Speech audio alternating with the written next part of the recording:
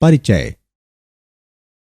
भौतिकी के शिक्षक आज प्रयोगशाला में भौतिकी का एक प्रयोग करने जा रहे हैं।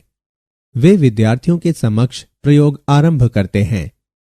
उन्होंने एक तख्ते को लिया जिसके केंद्र में एक सुराख है। उन्होंने एक विद्युत परिपथ बनाया और उस सुराख से होकर तार को प्रवेश कराया। उसके उपरांत उन्होंने तख्ते पर एक समान रूप के लौह चूर्ण का छिड़काव किया। इस व्यवस्था को सजाने के बाद उन्होंने विद्युत परिपथ की कुंजी को चालू किया। जब उन्होंने विद्युत कुंजी को चालू किया तो लौह चूर्ण के कणों में थोड़ी गति हुई और वे कण संकेंद्री वृत्त प्रतिमान में व्यवस्थित होने लगे। उन्होंने यह प्रयोग आपको विद्युत प्रवाह के चुंबकीय प्रभाव को दिखाने के लिए किया। आपने देखा कि विद्युत धारा द्वारा उत्पन्न चुंबकीय क्षेत्र के कारण लौह चूर्ण कण संकेंद्रीय वृत्त प्रतिमान में व्यवस्थित हो गया। विद्यार्थियों, आज हम गतिमान आवेश और चुंबकत्व के बारे में विस्तार से अध्ययन करेंगे।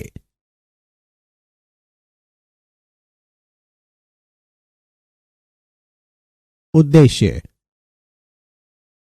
इस पाठ के अंत में आप निम्न करने में सक्षम हो जाएंगे: ऑस्ट्रेड के प्रयोग की व्याख्या करना, लोरेंज बल को परिभाषित करना, फ्लेमिंग के वामहस्त नियम और मैक्सवेल के कॉर्क स्क्रू नियम को परिभाषित करना, विद्युत धारावाही चालक पर चुंबकीय बल का परिकलन करना, संयुक्त विद्युत और चुंबकीय क्षेत्र में गति की व्याख्या करना, साइक्लोट्रॉन का वर्णन करना, बायोस्वार्ट नियम को परिभाषित करना, विद्युत धारावाही वृत्ताकार पाश के अक्ष पर चुंबकीय क्षेत्र का परिकलन करना। ऑस्ट्रेड का प्रयोग। ऑस्ट्रेड ने अवलोकन किया कि एक सीधे तार में विद्युत धारा प्रवाहित करने पर नजदीक रखी हुई चुंबकीय सुई में विपेक्ष उत्पन्न हुआ। जब तार को सुई के ऊपर रखा गया और दक्षिण से उत्तर से दक्षिण की विद्युत धारा प्रवाहित की गई तो चुंबकीय सुई का उत्तरी ध्रुव पश्चिम की ओर विक्षेपित हो गया। जब तार को सुई के नीचे लाया गया तो सुई की विपरीत दिशा में विक्षेपण हुआ। सुई तार के केंद्रतः वृत्त की स्पर्श रेखा संरेखित होती है। विद्युत प्रवाह बढ़ने पर विक्षेपण अति प्रबल होता है या सुई को तार के निकट लाता है। तार के चारों ओर छिड़के गए लौह चूर्ण अपने आप को तार के संकेंद्री वृत्तों में व्यवस्थित कर लेते हैं।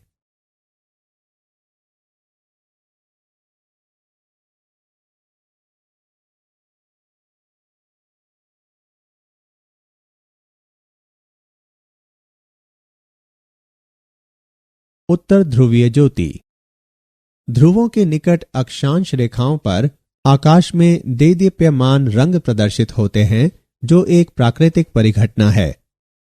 सौर प्रज्वल के समय सूर्य के इलेक्ट्रॉन और प्रोटॉन उत्सर्जित होते हैं, जिनमें से कुछ कुंडलिनी पथ पर पृथ्वी के चुंबकीय क्षेत्र के पाश में फंस जाते हैं। ये कण ध्रुवीय प्रदेश के निकट इकट्ठा हो जाते हैं, जहां पृथ्वी की चुंबकीय क्षेत्र रेखाएं नजदीक होती हैं। वे आवेशित कण किन्हीं विशेष परिस्थितियों में वायुमंडल के अणुओं और परमाणुओं से टकराते हैं और इनसे प्रकाश उत्सर्जित होता है। यह परिघटना उत्तर दिशा में उत्तर ध्रुवीय ज्योति और दक्षिण दिशा में दक्षिण ध्रुवीय ज्योति कहलाती है। लोरेंज बल। किसी चुंबकीय क्षेत्र B पर जब V गति के साथ Q आवेश गतिमान होकर बल आरोपित करता है तो सामान्य रूप से यह चुंबकीय लोरेंज बल कहलाता है। इसके द्वारा दिया जाता है कि F बराबर Q गुणा V और B का गुणनफल। परिणाम स्वरूप F बराबर QVB sin थीटा। किसी चुंबकीय क्षेत्र में गतिमान आवेशित कण पर इसका चुंबकीय बल होता है। महत्तम मान जब कण चुंबकीय क्षेत्र के अभिलंबवत गतिमान होता है, F max बराबर QVB। न्यूनतम मान जब कण चुंबकीय क्षेत्र अथवा विपरीत क्षेत्र की दिशा में गतिमान होता है, F min बराबर 0।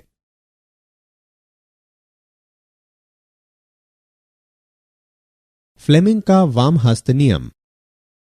यदि बाएं हाथ की तर्जनी, मध्यमा और अंगूठे को एक दूसरे के अभिलंबवत फैलाएं तो तर्जनी चुंबकीय क्षेत्र, मध्यमा विद्युत प्रवाह और अंगूठा बल की दिशा निरूपित करते हैं। इस नियम का उपयोग चुंबकीय क्षेत्र में धारावाही तार के लिए होता है। तार मोटर यंत्र के आर्मेचर के रूप में कार्य करता है।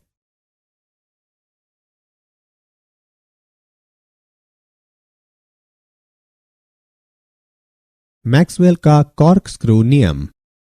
कल्पना कीजिए, दक्षिण हस्त कॉर्कस्क्रू को विद्युत धारावाही चालक के साथ स्थापित किया जाता है। यदि स्क्रू को इस प्रकार घूर्णन कराया जाता है कि यह विद्युत धारा की प्रवाह की दिशा में गतिमान हो, तो अंगुष्ठ के घूर्णन की दिशा चुंबकीय रेखाओं के बल की दिशा को इंगित करती है।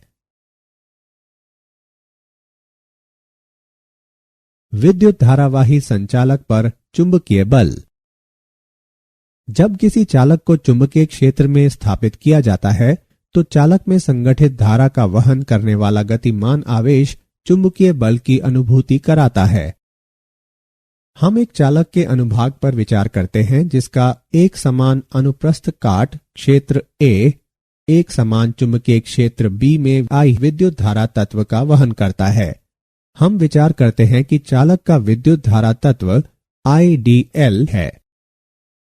चालक के तत्व DL में मुक्त इलेक्ट्रॉन की संख्या NaDL है, जहां N संचालक में मुक्त इलेक्ट्रॉन के घनत्व की संख्या है। विद्युत धारा तत्व IDL द्वारा स्थापित चुंबकीय बल को -ENaDL गुणा V और B के गुणनफल द्वारा दर्शाया जाता है, जो I गुणा DL और B के गुणनफल के बराबर है, जहां I चालक में विद्युत प्रवाह है। चालक पर परिणामी बल F चालक के संघटन में सभी तत्वों के योगदान का सदिश योग है। अब हम परिणाम के रूप में पाते हैं F बराबर I गुणा L और B का गुणनफल। सरल चालक पर चुंबकीय बल का परिणाम दिया गया है F बराबर BIL sin थीटा। उदाहरण। अब हम एक उदाहरण द्वारा विद्युत चालक पर चुंबकीय बल को समझते हैं। 0.1 मीटर लंबाई का एक क्षैतिज तार 6 एम्पीयर विद्युत धारा का वहन करता है। इस तार के भार पर चुंबकीय क्षेत्र के परिणाम और दिशा का अवलंब क्या हो सकता है, जहां द्रव्यमान 3 गुणा 10 बढ़कर घातांक -3 किलोग्राम हो जाता है। चलें इसका हल देखते हैं। यहां दिए हुए मान हैं L बराबर 0.1 मीटर, I बराबर 6 एम्पियर, M बराबर 3 गुणा 10 से बढ़कर घातांक -3 किलोग्राम।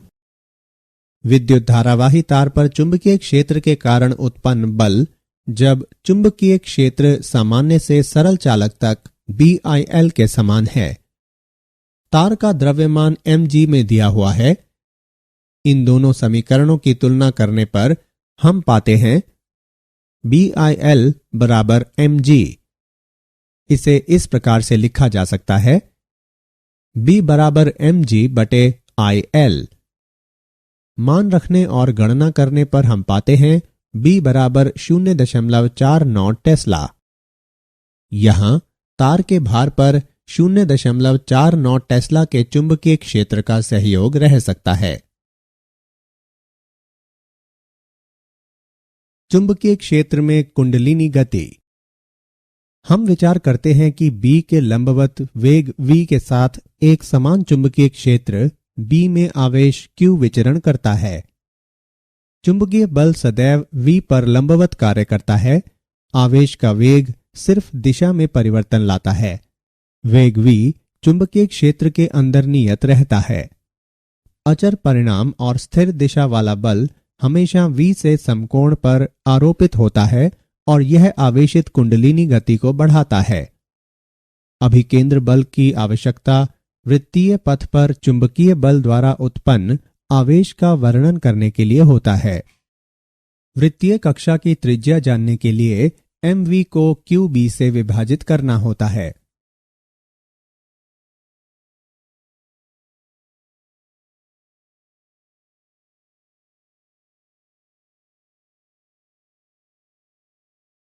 हम विचार करते हैं कि किसी कण का प्रारंभिक वेग v चुंबकीय क्षेत्र B के साथ एक पक्षीय या स्वैच्छिक कोण बनाता है। जब घटक चुंबकीय क्षेत्र में लंबवत होता है तो उसका वेग चुंबकीय क्षेत्र के समानांतर होता है। परिणाम स्वरूप वृत्तीय कक्ष का निर्माण होता है। कुंडलिनी की त्रिज्या को वृत्ताकार पदार्थ के कक्षा की त्रिज्या के रूप में परिभाषित किया जाता है। इस तरह कुंडलिनी की त्रिज्या वेग के लंबवत घटक को आवृत्ति से विभाजित कर प्राप्त किया जा सकता है। यह m गुणा वेग का लंबवत घटक विभाजित QB के बराबर होता है।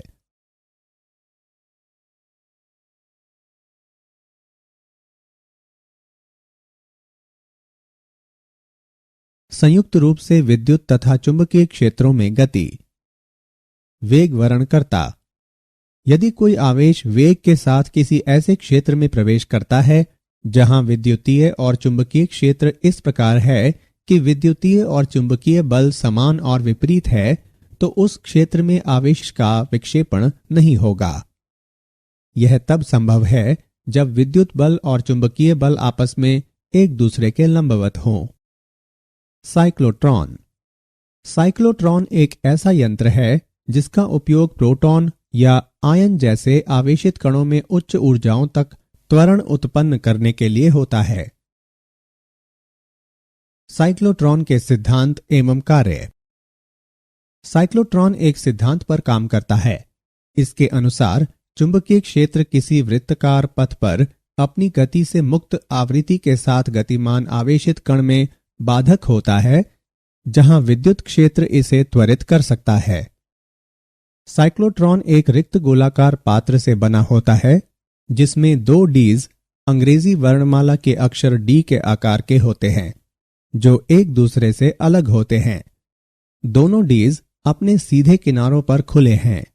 पात्र को बहुत ही शक्तिशाली विद्युत चुंबक के ध्रुवों के बीच स्थापित किया जाता है। डीज के रिक्त स्थान के बीच उच्च आवृत्ति वाले प्रत्यावर्ती धारा वाले विद्युत दोलक को स्थापित किया जाता है। स्रोत आयनों में त्वरण उत्पन्न करता है। कल्पना कीजिए, धनात्मक आवेश Q और द्रव्यमान m के साथ एक आयन रिक्त स्थान केंद्र पर है जब D2 के सापेक्ष D1 ऋणात्मक विभव पर है। D के अंदर चुंबकीय क्षेत्र आयन को उसके रास्ते से R त्रिज्या वाले अर्धवृत्त की ओर मोड़ देता है। यहां आवेश निम्न संबंध स्थापित करता है: QVB बराबर mv वर्ग बटे R। साइक्लोट्रॉन आवृत्ति जिस पर आयन क्षेत्र में गमन करता है उसे QB बटे 2 पाई m द्वारा दर्शाया जाता है। D में आयन द्वारा एक अर्धवृत्त को पूरा करने के लिए गया समय पाई m बटे QB द्वारा बताया जाता है। अनुनाद की स्थिति में आयन बारंबार त्वरित होने और ऊर्जा प्राप्त करने के लिए डीज के बीच में एक निश्चित समय पर पहुंचता है। अनुनाद की स्थिति में यह ऊर्जा कक्षा के आकार को बढ़ाने को छोड़कर कुछ नहीं करता है। आयन रिक्त स्थान से गुजरते समय हर बार ऊर्जा प्राप्त करने के लिए एक स्प्रिल पथ बनाता है, लेकिन प्रत्यावर्ती धारा विभिन्न चरणों में रन जाता है। डी की त्रिज्या में आयन वांछनीय ऊर्जा प्राप्त करता है। यह ऋणात्मक आवेशित प्लेट और यंत्र की पत्ती द्वारा विक्षेपित हो जाता है। आयन द्वारा प्राप्त महत्तम ऊर्जा को B वर्ग, R वर्ग और Q वर्ग के गुणनफल को 2m से विभाजित कर दर्शाया जाता है। संयोजन की श्रेणी में V बराबर V1 plus V2 plus V3, जहां समानांतर संयोजन में Q बराबर Q1 plus Q2 plus Q3। संयोजन की श्रेणी में CS का व्युत्क्रम बराबर 1 बटे C1 प्लस 1 बटे C2 प्लस 1 बटे C3, जहां समानांतर संयोजन में CP बराबर C1 plus C2 plus C3। संयोजन की श्रेणी में धारिता को कम करने के लिए संधारित्र श्रेणी में जुड़े होते हैं, जहां समानांतर संयोजन में संधारित्र धारिता बढ़ाने के लिए समानांतर क्रम में जुड़े होते हैं।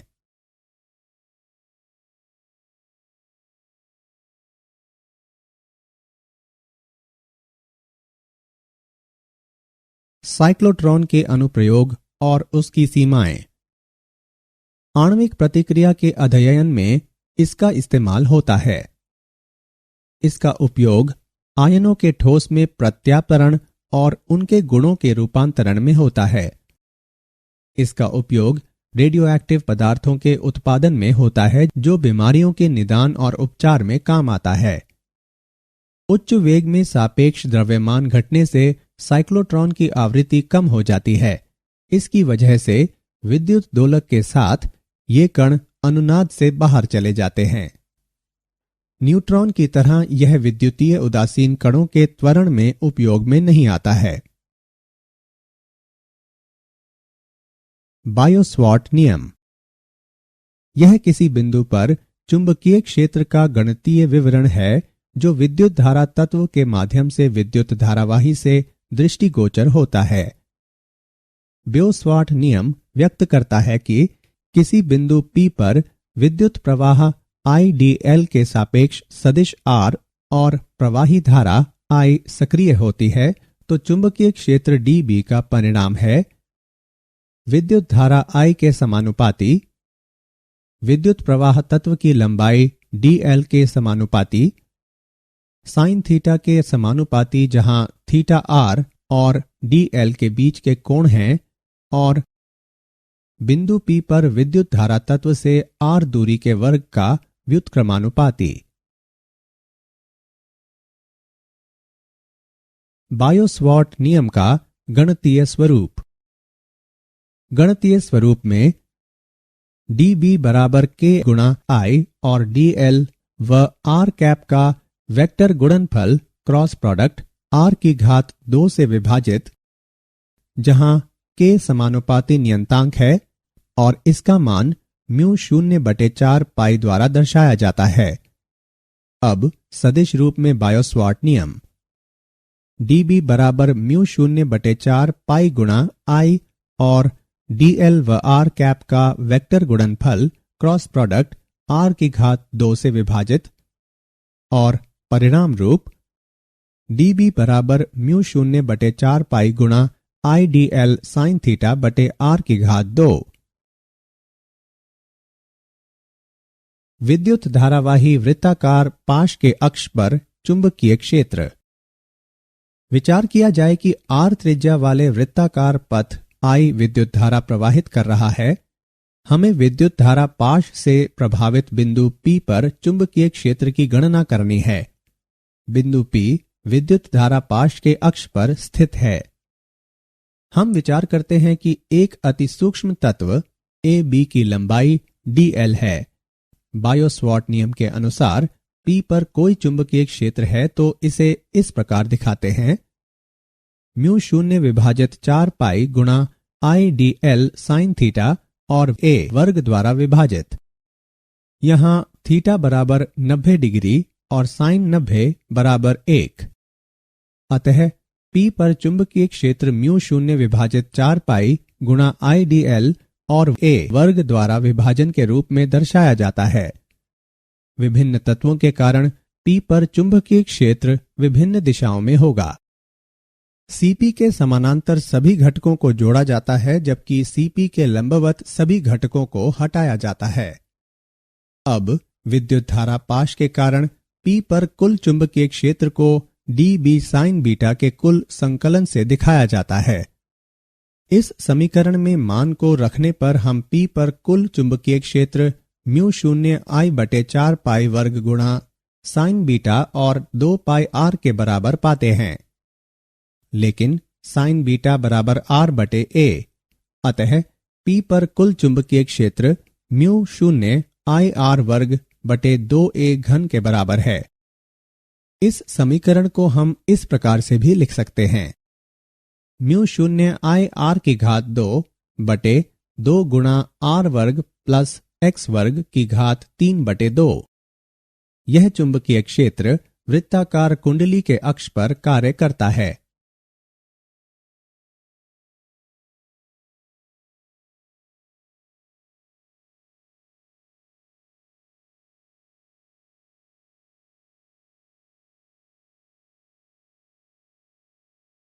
क्या आप जानते हैं, साइक्लोट्रॉन और उसकी किरण पुंज रेखाएं लगभग 1.5 मेगावाट ऊर्जा खपत करती हैं। सर्वविदित चुंबकीय क्षेत्र को विद्युत धारा या परमाणु चुंबकीय गुरुत्व या समयाक्षित विद्युत क्षेत्र द्वारा प्राप्त किया जा सकता है। न्यून प्रतिरोध शंट का उपयोग दो उद्देश्यों, मीटर की श्रेणी को बढ़ाने और दृढ़ता से इसका कुल प्रतिरोध कम करने के लिए किया जाता है।